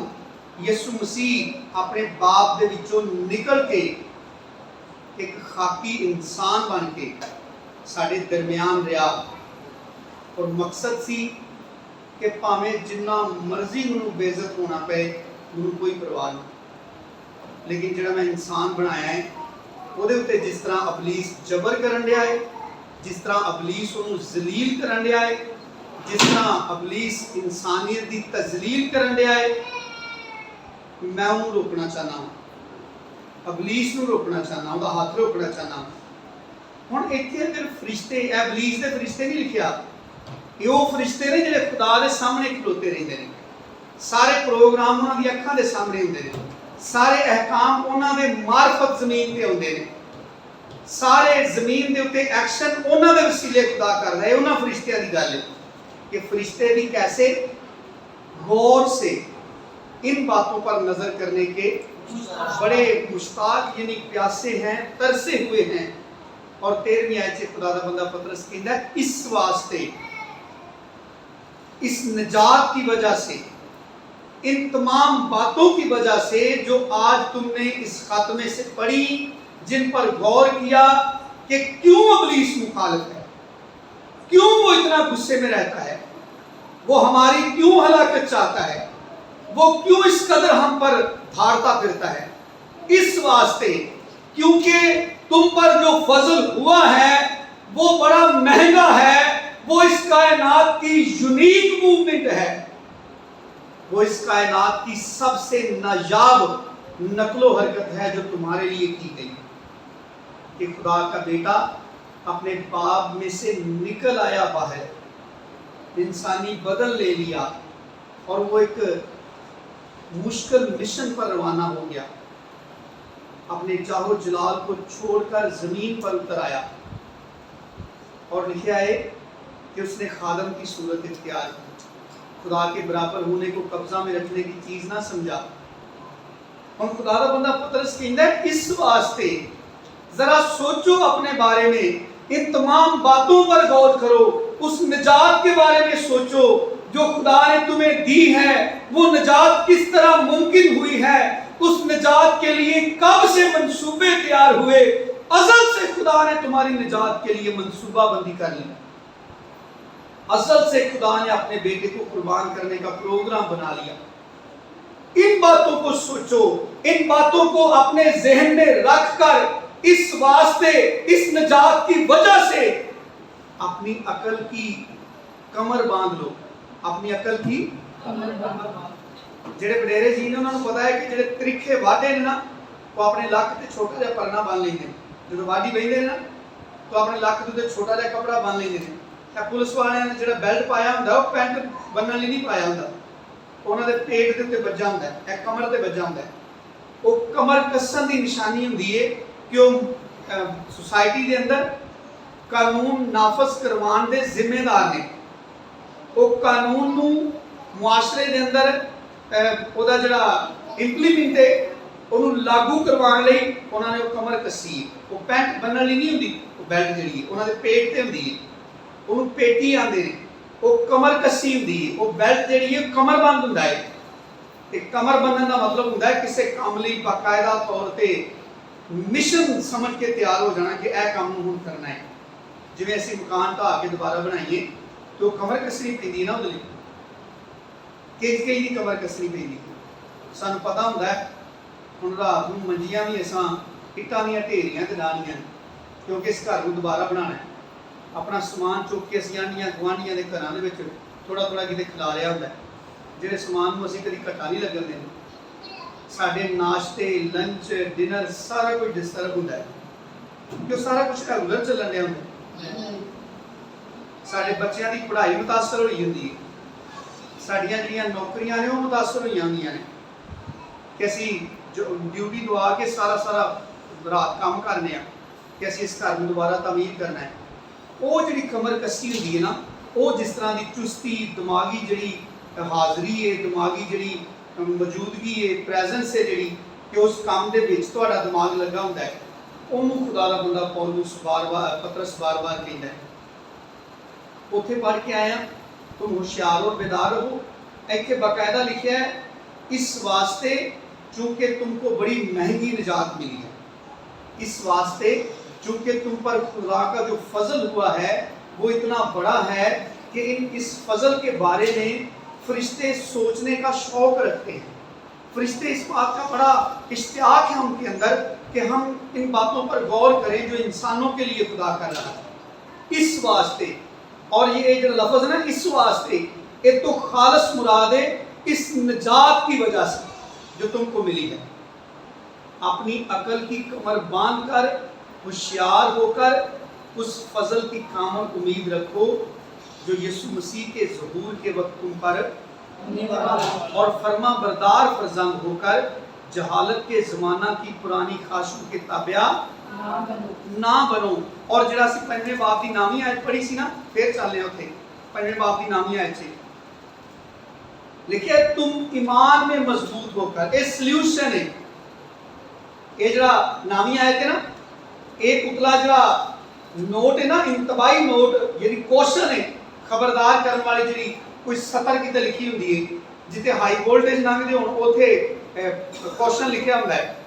कोई जहर दियां टैंकियां या गैलना होण उन्हां ते क्वेश्चन लिखिया हुंदा है। पेट्रोल वालियां वड्डियां टैंकियां ते क्वेश्चन लिखिया हुंदा है खतरे दा। एक क्वेश्चन है जिहड़ी उतली 8वीं आयत है, ये इंतबाही नोट है, खबरदार करने वाली सतर है। लेकिन जिहड़ी 9वीं आयत है ओदा सॉल्यूशन है, ओदा हल है। लिखिया तुम ईमान में मजबूत होकर और ये जानकर उसका मुकाबला करो कि तुम्हारे भाई जो दुनिया में हैं ऐसे ही दुख उठा रहे हैं। कि तो मुरादे वो ऐसे ही अबलीस से चुकन्ना रहते हैं, वो बड़ी राहत की, बड़ी बेफिक्री की ज़िंदगी नहीं गुजार सकते, बल्कि वो हर वक्त होशियार और बेदार रहते हैं। ये जिस्मानी तौर पर दीनदार लोगों के लिए जिस्म की तरफ से एक दुख है। ईमान में मजबूत होकर और अपने जहन में ये भी रखो कि हम अकेले ये दुख नहीं उठा रहे। जहन में ये भी सोच रखो कि हमारे जो और हमारी तरह ईमानदार भाई बाकी दुनिया में हैं वो भी इसी तरह अबलीस से बचने के लिए मुकाबले में रहते हैं, हर वक्त तैयारी की हालत में रहते हैं। यीशु मसीह ने क्या ना कि तुम्हारे चिराग जलते रहें और तुम्हारी कमरे कसी रहें। लिखा है कि तुसी होशियार ते बेदार हो। यीशु मसीह ने क्या कि तुहाडा चिराग ना बुझे, यानी तुसी वर्किंग दी हालत दे विच रहो, हर वक्त तुसी काम दी हालत च रहो कि असीं अपनी निजात दा काम करने आ। और पतरस कहता है कैसे मुकाबला करो, ईमान रखो लेकिन ईमान खाली ना हो बल्कि ईमान में मजबूत हो। ईमान में मजबूत होगा। ये मजबूत पता किंजदा है, एक तो फौलाद बड़ा मजबूत होंदा है, लोहा जिहड़ा होंदा है पता कितना मजबूत होंदा है, तां ही असीं ऐ दियां चीज़ां बनाने आ। ते एक मजबूत होंदा है कंडीशन वाइज, असीं आंदे आ ओहदी माली हालत बड़ी स्ट्रोंग है, कहने आ किसी दी माली हालत नूं असीं तगड़ा कहना होए ते असीं आंदे आ उन्हां दी भाई माली हालत बड़ी स्ट्रोंग किहनूं आंदे ने, मजबूत नूं आंदे आ। तो ओह तो की मुराद हुंदा है कि उन्हां कोल डंग दे डंग जो कि पैसे हुंदे किन्ने हुंदे, मतलब खाली हर महीने उन्होंने बच्चों की फीस की फिक्र नहीं होंगी, बिल की फिक्र नहीं होंगी, गड्डी के तेल की फिक्र नहीं होंगी, या घर के राशन की फिक्र नहीं होंगी, कि इस तो भी ज़्यादा होंदा है। जिहदे बारे च असीं ये बोलने ना भाई उन्होंने माली हालत भी बड़ी स्ट्रोंग है। वो स्ट्रोंग कहने तो मुराद होंदा है कि ਦੁਨਿਆਵੀ ਮਾਲ ਉਹਨਾਂ ਦੇ ਕੋਲ ਮਿਕਦਾਰ ਤੋਂ ਜ਼ਿਆਦਾ ਹੈ, ਉਹਨਾਂ ਦੀ ਗਿਣਤੀ ਤੋਂ ਬਾਹਰ ਹੈ। ਔਰ ਇਹ ਖੁਦਾ ਦਾ ਬੰਦਾ ਪਤਰਸ ਕਹਿੰਦਾ ਹੈ ਈਮਾਨ ਦੀ ਹਾਲਤ ਹੋਏ, ਯਾਨੀ ਈਮਾਨ ਇੰਨਾ ਨਾ ਹੋਏ ਕਿ ਜੇ ਕੋਈ ਬਿਮਾਰ ਹੋਏ ਤਾਂ ਉੱਤੇ ਕਹੀਏ ਮੈਂ ਯਿਸੂ ਮਸੀਹ ਦੇ ਨਾਂ ਤੇ ਝਿੜਕਣਾ ਵਾ, ਛੱਡ ਦੇ ਇਹਨੂੰ। ਈਮਾਨ ਹੈ, ਸਹੀ ਈਮਾਨ ਹੈ, ਲੇਕਿਨ ਸਿਰਫ ਇੰਨਾ ਹੀ ਨਹੀਂ, ਈਮਾਨ ਇੰਨਾ ਨਾ ਹੋਏ ਕਿ ਮੇਰਾ ਈਮਾਨ ਹੈ ਮੈਂ ਤਾਂ ਕਦੀ ਲਾਪਰਵਾਹੀ ਨਹੀਂ ਕੀਤੀ, ਮੈਂ ਸਵੇਰ ਦੀ ਦੁਆ ਵੀ ਕਰਨਾ, ਸ਼ਾਮ ਦੀ ਵੀ ਕਰਕੇ ਸੌਣਾ ਵਾ, ਮੈਂ ਭਾਵੇਂ ਜਿੰਨਾ ਮਰਜ਼ੀ ਥੱਕਿਆ ਹੋਵਾਂ ਮੈਂ ਲਾਜ਼ਮੀ ਦੁਆ ਕਰਕੇ ਸੌਣਾ। ਇਹ ਤੇ ਇੰਨਾ ਲੰਬਾ ਮੈਦਾਨੇ ਜੰਗ ਹੈ, ਈਮਾਨ ਦੀ ਜਿਹੜੀ ਜੰਗ ਹੈ, ਇਹਦੇ ਵਿੱਚ 24 ਘੰਟੇ ਦਰਕਾਰ ਨੇ ਕੌਨਸ਼ੀਅਸ ਰਹਿਣ। ਏਡੀ ਵਸੀਹ ਫੀਲਡ ਹੈ ਕਿ ਤੁਸੀਂ ਨਜਾਤ ਪਾ ਗਏ ਹੋ, ਆਪਣੇ ਘਰਾਣੇ ਨੂੰ ਬਚਾਣ ਰਹੇ ਹੋ। ਉਸ ਤੋਂ ਬਾਅਦ ਤੁਹਾਡਾ ਦਾਇਰਾ ਵਸੀਹ ਹੁੰਦਾ ਤੁਸੀਂ ਕਿਤੇ ਵਿਆਹ ਸ਼ਾਦੀ ਤੇ ਵੀ ਗਏ ਹੋ ਤੇ ਉੱਥੇ ਵੀ ਤੁਹਾਡੀ ਉਹ ਫੀਲਡ ਹੈ ਸਾਰੀ, ਕਿ ਉੱਥੇ ਲੋਕੀ ਆਪਣੇ ਆਪਣੇ ਜਿਸਮਾਨੀ ਕੰਮਾਂ 'ਚ ਆਪਣੀ ਮਰਜ਼ੀ ਨਾਲ ਆਪਣੇ ਤਰੀਕੇ ਨਾਲ ਖੁਸ਼ੀ 'ਚ ਮਗਨ ਨੇ, ਲੇਕਿਨ ਉੱਥੇ ਤੁਸੀਂ ਲੋਕਾਂ ਨੂੰ ਉਹਨਾਂ ਤਰੀਕਿਆਂ 'ਚੋਂ ਕੱਢਣ ਦੀ ਕੋਸ਼ਿਸ਼ ਕਰਨ ਰਹੇ ਹੋ। ਨਹੀਂ, ਇਹ ਨਹੀਂ ਸਹੀ, ਇਹ ਖੁਦਾ ਦੇ ਲੋਕਾਂ ਦਾ ਨਹੀਂ ਤਰੀਕਾ। ਇਸ ਤਰ੍ਹਾਂ ਤੁਸੀਂ ਮਰ ਜਾਓਗੇ। ਇੰਨੀ ਲੰਮੀ ਇੰਨੀ ਵਸੀਹ ਫੀਲਡ ਹੈ ਈਮਾਨ ਦੀ। ਅਗਰ ਫੀਲਡ ਇੰਨੀ ਵੱਡੀ ਹੈ, ਉਹਦੇ ਲਈ ਪੈਟਰੋਲ ਕਿੰਨਾ ਚਾਹੀਦਾ ਹੈ। ਅਗਰ ਕਿਸੇ ਨੇ ਇੱਕ ਪੈਲੀ ਵਾਹਣੀ ਹੈ, ਉਹਨੂੰ ਪਤਾ ਹੈ ਇੰਨੇ ਲੀਟਰ ਪੈਟਰੋਲ 'ਚ ਮੇਰਾ ਟਰੈਕਟਰ ਸਾਰੀ ਪੈਲੀ ਵਾਹ ਦੇਗਾ। ਤੇ ਅਗਰ ਕਿਸੇ ਬੰਦੇ ਨੇ ਲਾਮਹਿਦੂਦ ਹੀ ਜ਼ਮੀਨ ਨੂੰ ਜ਼ੇਰੇ ਕਾਸ਼ਤ ਲਿਆਉਣਾ ਹੈ, ਉਹਦੀ ਫੀਲਡ ਦੀ ਕੋਈ ਹੱਦ ਹੀ ਨਹੀਂ, ਉਹਨੂੰ ਕਿੰਨਾ ਪੈਟਰੋਲ ਚਾਹੀਦਾ ਹੈ। ਜੇ ਅਸੀਂ ਕਹੀਏ ਉਹਦੇ ਨਾਲ ਟੈਂਕੀ ਬਣਦੀ ਹੈ ਪੈਟਰੋਲ ਵਾਲੀ, ਨਹੀਂ ਨਾ ਪੂਰੀ ਹੋਗੀ, ਉਹ ਵੀ ਇੱਕ ਜਗ੍ਹਾ ਤੇ ਜਾ ਕੇ ਖਤਮ ਹੋ ਜਾਏਗੀ। ਉਹਨੂੰ ਇਸ ਤਰ੍ਹਾਂ ਦੀ ਰਸਦ ਚਾਹੀਦੀ ਹੈ, ਉਹਨੂੰ ਇੰਜ ਦੀ ਸਪਲਾਈ ਚਾਹੀਦੀ ਹੈ ਕਿ ਉਹ ਟਰੈਕਟਰ ਚੱਲਦਾ ਰਹੇ, ਸਾਰੀ ਦੁਨੀਆ ਨੂੰ ਵਾਹ ਦੇ, ਲੇਕਿਨ ਤੇਲ ਖਤਮ ਹੋਣ ਦਾ ਨਾਂ ਨਾ ਲੈ। ਔਰ ਇਹ ਪਾਕ ਰੂਹ ਦੇ ਵਸੀਲੇ ਦੇ ਨਾਲ ਹੁੰਦਾ। ਜਿਸ ਤਰ੍ਹਾਂ ਤੁਸੀਂ ਖੁਦਾ ਦੇ ਪਾਕ ਰੂਹ ਨੂੰ ਵੈਲਕਮ ਕਰਦੇ ਹੋ, ਜਿਸ ਤਰ੍ਹਾਂ ਪਾਕ ਰੂਹ ਦੀ ਮਰਜ਼ੀ ਤੇ ਚੱਲਦੇ ਹੋ, ਉਸ ਤਰ੍ਹਾਂ ਪਾਕ ਰੂਹ ਦਾ ਫਲੋ ਤੁਹਾਡੀ ਜ਼ਿੰਦਗੀ 'ਚ ਵੱਧਦਾ ਜਾਂਦਾ ਹੈ। ਔਰ ਇਹ ਕਿਸੇ ਮਸ਼ੀਨ ਤੋਂ ਨਹੀਂ ਹੁੰਦਾ, ਇਹ ਖਾਸ ਕੁਆਂਟੀਟੀ 'ਚ ਨਹੀਂ ਕਿਤੇ ਪਿਆ, ਮਹਿਦੂਦ ਮਿਕਦਾਰ 'ਚ ਨਹੀਂ ਪਿਆ। ਤੁਹਾਡੇ ਵਾਸਤੇ ਕੋਈ ਕੋਟਾ ਨਹੀਂ ਮੁਕਰਰ ਕਿ ਤੁਹਾਡੇ ਵਾਸਤੇ ਮੈਨੂੰ ਦੱਸਦਾ ਇੰਨਾ ਹੀ ਕੋਟਾ ਹੈ, ਬਾਕੀ ਲੋਕਾਂ ਨੂੰ ਵੀ ਦੇਣਾ ਹੈ। ਬਲਕਿ ਹਰ ਇਮਾਨਦਾਰ ਡਾਇਰੈਕਟ ਅਸਮਾਨ ਤੋਂ ਖੁਦਾ ਦੇ ਵਿੱਚੋਂ ਉਹ ਡਾਇਰੈਕਟ ਉਹਨੂੰ ਸਪਲਾਈ ਲੱਗੀ ਹੈ, ਔਰ ਉਹਦੀ ਮਰਜ਼ੀ ਹੈ ਕਿ ਉਹ ਕਿੰਨਾ ਇਸਤੇਮਾਲ ਕਰੇ। ਉਹਦੀ ਮਰਜ਼ੀ ਹੈ ਉਹ ਕਿੰਨਾ ਫਿਊਲ ਜਿਹੜਾ ਹੈ ਉਹ ਆਪਣੇ ਅੰਦਰ ਸਟੋਰ ਕਰੇ। ਉਹਦੀ ਮਰਜ਼ੀ ਹੈ ਕਿ ਉਹ ਆਪਣੇ ਕੰਮ ਨੂੰ ਵੇਖੇ। ਔਰ ਪਤਰਸ ਕਹਿੰਦਾ ਹੈ ईमान में मजबूत होकर, जरूरी गल है। पौलुस भी कहता है, इफिसियों का खत ਉਹਦਾ 6ਵਾਂ ਬਾਬ 10ਵੀਂ आयत भैनों ने याद की, खुदावंद में और उसकी कुदरत के जोर में इत्थे भी मजबूत की गल है, तो उत्थे भी मजबूत की गल है। एंजल लोहे वाले मजबूत की गल नहीं, किस तरह के मजबूत की गल है। ईमान का फ्यूल जिहड़ा है ਉਹ ਇੰਨੀ ਮਿਕਦਾਰ 'ਚ ਹੋਏ ਕਿ ਉਹ ਕਦੀ ਮੁੱਕ ਸਕਦਾ ਹੈ, ਇਹਦਾ ਤਸੱਵਰ ਹੀ ਖਤਮ ਹੋ ਜਾਏ। यही मजबूत है ना। खुदावंद में और उसकी कुदरत के जोर में क्या बनो। और अगर असी इफिसियों चौथा बाब दी 26-27 आयत पढ़िए तो उत्थे लिखा है गुस्सा तो करो मगर गुनाह ना करो।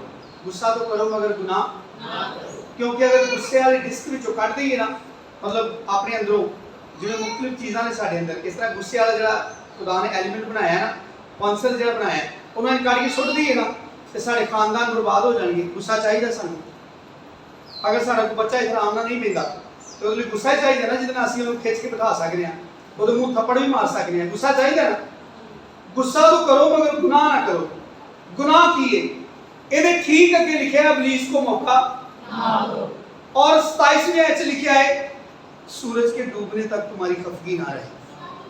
अगर किसी बंदे की गलत स्टेटमेंट की वजह तो ਤੁਹਾਨੂੰ खफगी आ जाती है, गुस्सा आ जाता है, तो उस गुस्से ਨੂੰ ਲੰਮਾ ਨਾ ਹੋਣ ਦਿਓ, बल्कि ਉਹਦਾ ਜਿਹੜਾ टाइम पीरियड है ना वो मुकर्रर के कर दिता शाम की दुआ ते। वो जो लिखा ना सूरज के डूबने तक, वो सूरज डुबन के वेले कुर्बानी खुदा ने दसी सी कि 108 कुर्बानी है जिस वेले जिहड़ी लाजमी है। कोई बाहरों कौम चो आए भावें ना आए, जिहड़ा काहिन है ना उन्हें दिन च 2 कुर्बानियां लाजमी है जे गुजरानियां ने। एक सुबह 108 कुर्बानी खुदा की गज़ा के तौर पर, एक शाम को जो सूरज डुबदा होए दिन हाली मुक्का ना होए, यानी जो असीं अंदर बाहर कहने दिन, यानी सूरज के ढल के वक्त दाऊद कहता ना जिवें कुर्बानी शामां दी होवे, यानी जिस तरह शाम की कुर्बानी होंदी है ना, उस कुर्बानी की मानद मेरी दुआ तेरे हुजूर पहुंचे। और पौलुस कहता है कि सूरज के डूबने तक, यानी जब तुम्हारी दुआ का वक्त हो चला है, जब तुम दुआ के लिए तैयार हो रहे हो, जब तुम दुआ के लिए जा रहे हो, जब तुम्हारे ख्याल दुआ से मुंसलिक हो रहे हैं, तो उससे पहले अपने अंदर से खफगी करना था। और फिर जल्दी भी खफा हो तो मना किया है। बाज़ की किताब से लिखा है 7वें बाब से, तू अपने जी में खफा होने में जल्दी ना कर। खुदा नुक्स लिखे है, क्योंकि खफगी अहमकों के सीने में रहती है। तो अपने जी में खफा होने में जल्दी ना कर। उसे लिखे है खफगी कहाँ रहती है? अहमकों के सीने में रहती है। ते पौलुस रसूल इस निजात के बारे से लिखता है, रोमियो 12वां बाब 2री आयत, अकल नहीं हो गई है तुम्हारी। कैसे? नए सिरे से पैदा होने की वजह से अब तुम में मसीह की अकल है। अब तुम अहमक, बेवकूफ और जाहिल नहीं रहे। अकल नहीं हो जाने से अपनी सूरत बदलते जाओ और इस जहान के हम शक्ल और बात से लिखा है कि अपने जी में खफा होने में जल्दी ना कर। क्यों जल्दी ना कर? पादी साहब 7वें बाब की नामी आए, बात 7वां बाब नामी आए, अपने जी में खफा होने में जल्दी क्यों ना कर? क्योंकि खफगी अहमकों के सीने में रहती है, दनाओं के सीने में खफगी नहीं रहती। क्योंकि असी तजर्बा किया है कि गुस्सा अकल को खा जाता है। और असी देखा है जो गुस्से च होने तो असी वो गल्लां कर जाने हैं जिहदी बाद च माफी मंगनी पैंदी है। यही नतीजा निकलदा ना। ते सुलेमान जिहड़ा हिकमत ते दिनाई दे नाल खुदा ने नहरां चलाईयां उहदे वास्ते, क्योंकि उन्हें मंगिया मैनूं हिकमत ते दिनाई दे। खुदा ने भी आसमान खोल के उन्हें हिकमत दिनाई दी साढ़े वास्ते, तहरीर कर गया सारा कुछ।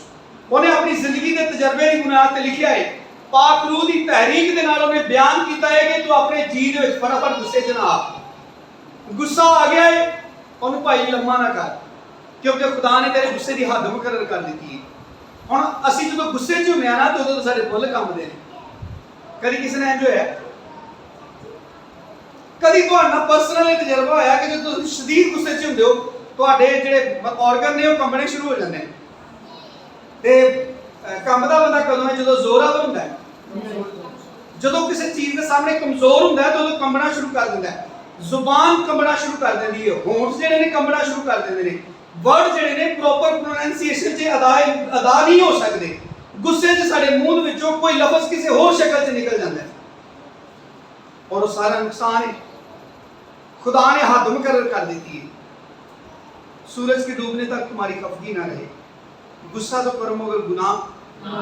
जो इंसान गुस्सा करता है उस गुस्से की वजह से गुनाह करता है, उस गुस्से को लंबा करता है, उन्हें बहुत लंबा टाइम देता है। ये सारिया चीज़ां इंसान को कमज़ोर बनादियां हैं। गुस्सा जिवें जिवें बढ़ता है इंसान इन्ना कमज़ोर हो जाता है कि अपने प्यारिਆਂ ਦੇ ਉੱਤੇ हथ चुक देता है, जिन्हां दे बारे च कभी सोचता भी नहीं कि मैं इहदे नाल बदतमीजी कर सकदा। उदों ही हुंदा ना गुस्से च सारे काम होंदे ना। ते पौलुस कहता है कि खुदावंद में और उसकी कुदरत के जोर में क्या बनो? मजबूत बनो। गुस्सा करके मजबूत नहीं हो सकते, गुस्से को लम्मा करके मजबूत नहीं हो सकते। अबलीस को मौका ना दो। अबलीस की मौका लभदा है, वो ये मौका लभदा है तुसीं गुस्सा करो, फिर उस गुस्से की वजह तो गुनाह करो, फिर उस गुनाह को इन्ना लम्मा कर दो कि तुसीं आखो दुआ ना वेखी जाएगी। हुण असीं किहड़ा टाइम दईए गुस्से नूं? यानी असी बतौर मसीही ईमानदार अज ये फैसला कर लीए कि साडे कोल टाइम है वे शामी सूरज डुबन तक। यसू मसीह ने साडी दुआ दा दुरानिया किन्ना दस्सिया। घड़ी का सर्कल जिहड़ा पूरा 24 आवर क्या यसू मसीह ने? यसू मसीह ने क्या हर वक्त जागते और दुआ करते रहो। एक आदमी सलाह दी है, ये सलाह इसलिए दी है तुसीं दुआ च लगे हो, दुआ च लगे हो, दुआ च लगे हो।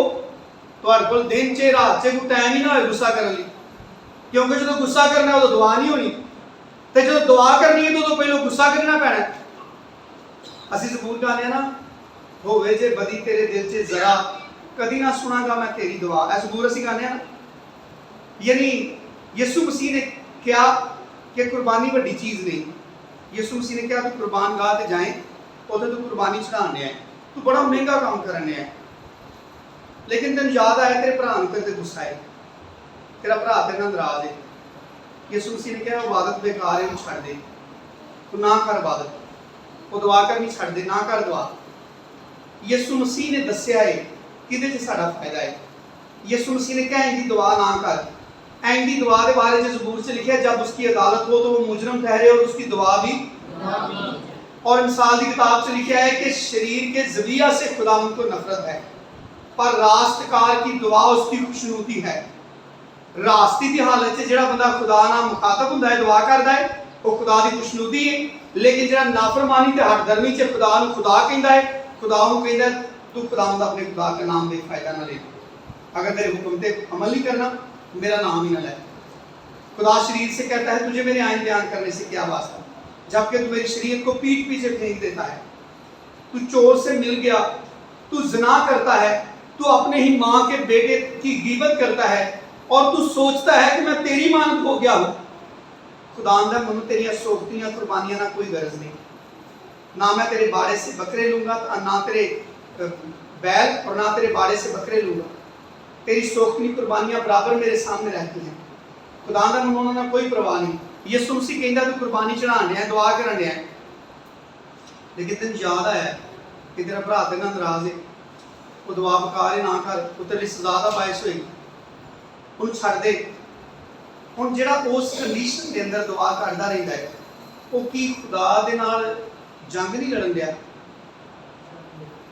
मतलब अगर असी नाराज़गी की हालत से, नाराज़गी की हालत किनू कहिए, गुनाह की हालत है, ते इफ्सियों की पौलुस रसूल कहता है गुस्सा तो करो मगर गुनाह ना करो, सूरज के डूबने तक तुम्हारी खफगी ना रहे। एक किनू ज़ाहिर करदा है कि तेरा दुआ का टाइम हो गया तो किलो गुस्सा छड़ दे, खफगी नूं अपने दिल चों कढ दे।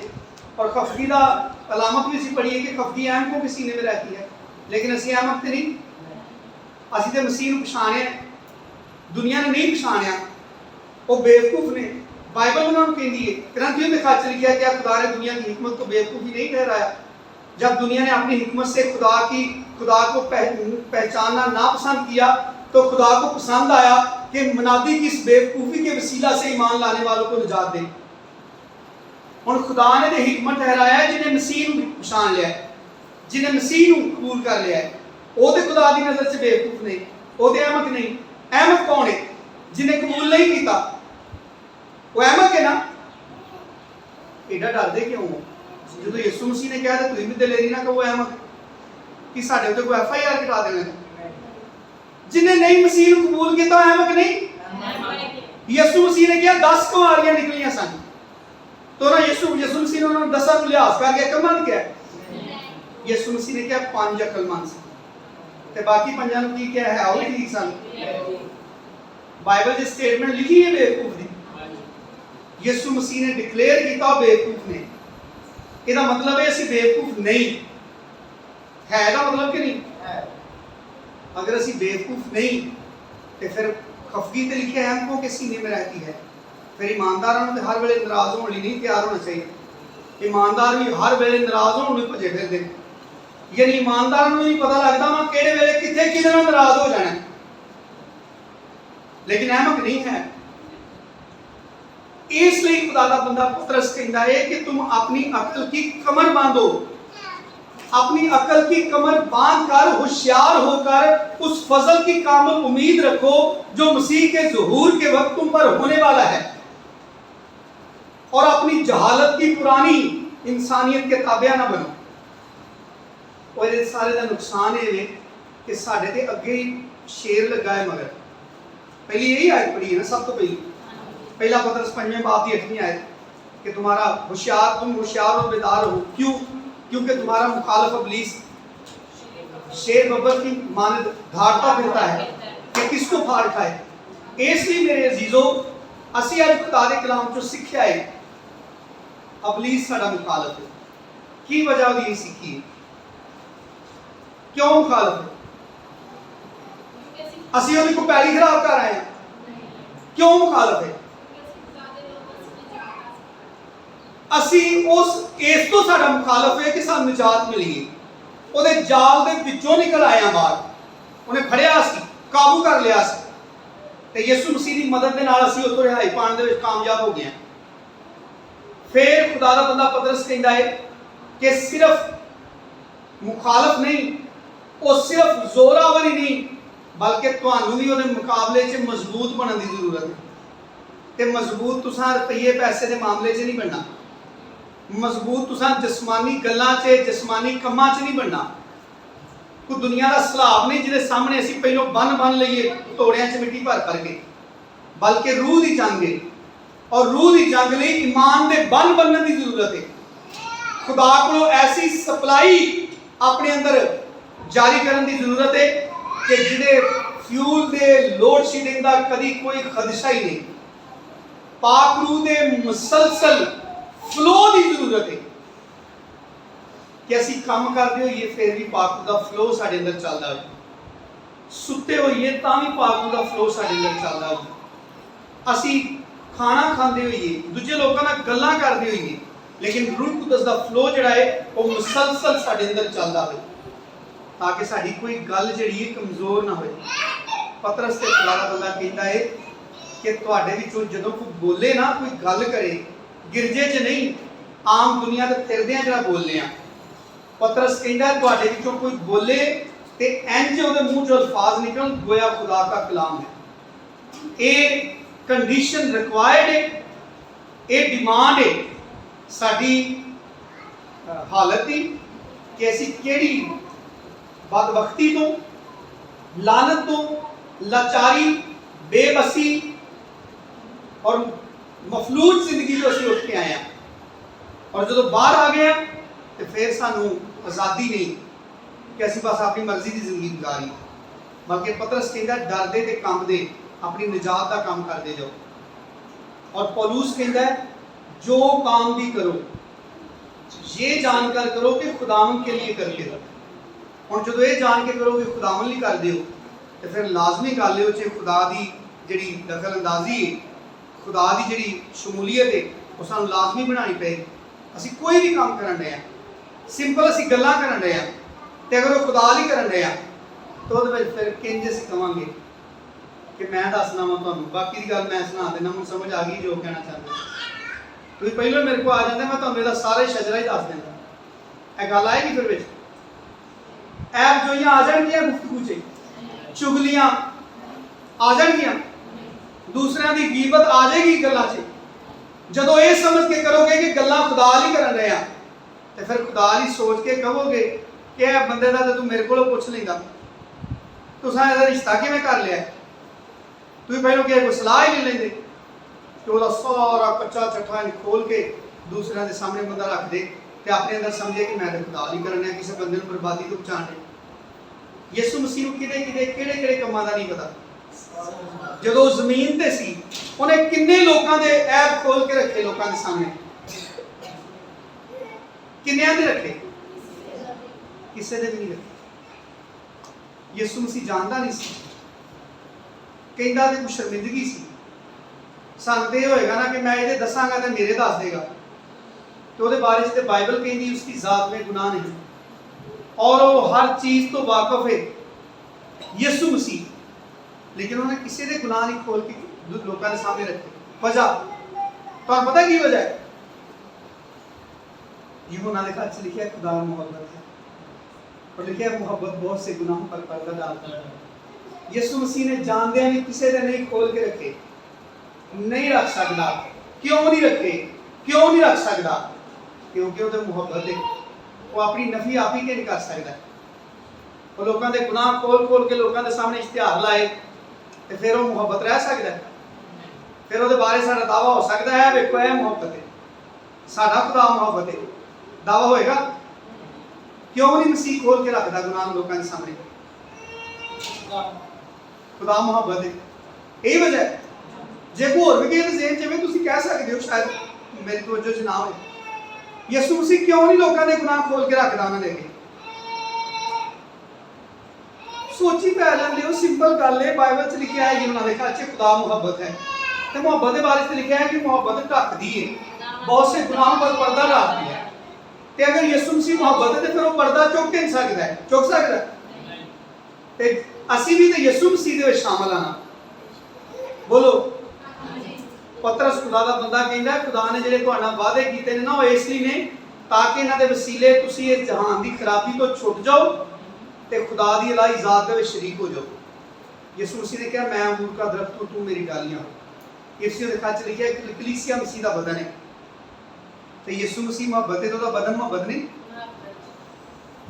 ਚੱਕਦੇ ਜੀ ਸਾਰੇ ਕਿਉਂ ਨਹੀਂ ਆਉਂਦੇ? ਜੇ ਮੈਂ ਕਹਾਂ ਕਲਾਮ ਤੋਂ ਬਾਅਦ ਬਿਰਿਆਨੀ ਕਿਹਨੇ ਖਾਣੀ ਹੈ ਪੱਕੀ ਕੋਈ ਨਹੀਂ ਹੋਣੀ ਮੈਂ ਕਹਿਣਾ ਸਾਰੇ ਖੁਸ਼ ਹੋ ਕਹੋਗੇ ਨਾ ਮੈਂ ਖਾਣੀ ਤੇ ਮੈਂ ਕਹਾਂ ਜਿਹੜਾ ਉੱਚੀ ਸਾਰੀ ਕਹੇਗਾ ਉਹਨੂੰ ਮੈਂ ਮਿਲੇਗੀ। ਬੋਲੋ ਮਸੀਹ ਕਿਉਂ ਨਹੀਂ ਦੂਜਿਆਂ ਦੇ ਆਪ ਖੋਲ ਕੇ ਰੱਖਦਾ? ਤੇ ਅਸੀਂ ਮਸੀਹ ਦਾ ਬਦਨ ਆ। ਹੁਣ ਦੱਸੋ ਅਸੀਂ ਕੌਣ ਆ? ਤੇ ਮਸੀਹ ਮੁਹੱਬਤ ਹੈ ਤੇ ਅਸੀਂ भी मोहब्बत ना। तो फिर जो काम करो जी से करो ये जानकर करो कि खुदावन के लिए करते हो ना कि आदमियों के लिए। फिर साडा जिहड़ा बोलना चलना है ਇਹਦੇ ਵਿੱਚ ਕਿਸੇ ਤਰੀਕੇ ਕਿਸੇ ਦੀ ਐਪ ਜੋਈ ਐਡ ਹੋ ਸਕਦੀ ਹੈ ਚੁਗਲੀਆਂ ਆ ਸਕਦੀਆਂ ਨੇ ਦੂਜਿਆਂ ਦੇ ਵੀਕ ਪੁਆਇੰਟਸ ਜਿਹੜੇ ਨੇ ਉਹ ਸਾਡੇ ਵਾਸਤੇ ਫਿਰ ਦਰਦ ਹੋਏਗੀ ਅੰਦਰ ਕਿ ਇਹਦੇ ਅੰਦਰ ਇੱਕ ਕਮਜ਼ੋਰੀ ਹੈ ਖੁਦਾ ਚਲੀ ਜਾਏ ਇਹਦੇ ਵਿੱਚ ਇਹਦੀ ਵਜ੍ਹਾ ਤੋਂ ਨਦਾਮਤ ਦਾ ਸਾਹਮਣਾ ਕਰੇਗਾ ਖੁਦਾ ਇਹਨੂੰ ਜ਼ੋਰ ਦੇ ਦੇ ਫਿਰ ਇਹ ਹੋਏਗਾ ਮੁਹੱਬਤ ਇਹ ਕਰਦੀ ਕਲਾਮ ਚ ਲਿਖਿਆ ਯਿਸੂ ਮਸੀਹ ਸਾਰੀ ਰਾਤ ਰੋ ਕੇ ਦੁਆ ਕਰਦਾ ਰਿਹਾ ਆਪਣੇ ਲਈ ਉਹਨੂੰ ਕੋਈ ਸ਼ੈ ਨਹੀਂ ਸੀ ਚਾਹੀਦੀ ਸਾਡੇ ਲਈ ਰੋ ਕੇ ਦੁਆ ਕਰਦਾ ਰਿਹਾ ਕਿ ਇਹਨਾਂ ਦੀਆਂ ਕਮਜ਼ੋਰੀਆਂ ਚਲੀਆਂ ਜਾਣ। ਪਤਾ ਯਿਸੂ ਮਸੀਹ ਨੇ ਪਤਰਸ ਨੂੰ ਕਿਹਾ मैंने तेरे लिए दुआ की है कि तेरा ईमान जाता ना रहे। ये यीशु मसीह का दर्द है। हालांकि यीशु मसीह ਨੂੰ ਪਤਾ ਸੀ ਕਿ ਪਤਰਸ ਨੂੰ ਬੀਬੀ ਨੇ ਪੁੱਛਣਾ ਹੈ ਤੂੰ ਵੀ ਇਹਨਾਂ ਦੇ ਨਾਲ ਦਾ ਹੀ ਨਹੀਂ ਤੈਨੇ ਤੇ ਉੱਥੇ ਟਿਕਾ ਕੇ ਕਹਿਣਾ ਕਿ ਨਹੀਂ ਮੈਨੂੰ ਨਹੀਂ ਪਤਾ ਤੂੰ ਕੀ ਗੱਲਾਂ ਕਰਨੀ ਹੈ ਮੈਨੂੰ ਸਮਝ ਨਹੀਂ ਤੇਰੀ ਗੱਲ। और एक बारी नहीं एक ही मौके पे तीन बारी खलो के यीशु मसीह को पता सी इस बंदे ने कहना है लेकिन उसके बंदे लिए यीशु मसीह कहने ऐसी मैंने तेरे लिए दुआ की है कि तेरा ईमान जाता ना रहे। मैं खुदा के सामने मिन्नत करना वा मैं तेरे वास्ते गिड़गिड़ाना वा खुदा के सामने। ये मेरे अजीजों साडी निजात का मिशन है। भुल जाओ जिहड़ियां बंदियां ने नाम बना के मिशनां बनाईयां ने यीशु मसीह का मिशन है निजात मेरी ते तुहाडी।